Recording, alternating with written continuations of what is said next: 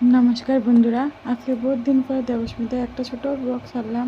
তখন তার দুষ্টামিগুলো কিলান দুষ্টামি করে, সারাদিন দুষ্টামি করে। ওই যে পালন আছে না, পালনটার উপরে উঠবো, ওইটাই তো এখান থেকে দেখুন কী করবো, দেখতো দেখেন কি তা করে। তো আমার দেখি তার কীর্তি আর ভয় লাগে, একটু করে ডরে। ওই যে জাপ মাল দেখছেন কিলান জাপ মারে,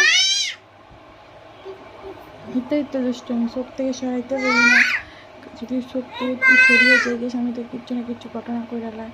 আর তার লগে সবসময় থেকে, আর তার লগে থাকতে গেলে তার ভিডিও শুটিও এগুলো মন যায় না, কিন্তু নিজেরও তো একটা টাইম দিতে হয় না। তার লিগে তো সারাদিন তো তার পিছনেই থাকি, তারপরে কি তা না তাই ওই তো খেলতে খেলতে দুষ্টুমি করতে করতে আমার দিকে জল পিপাসা ধরে লইব।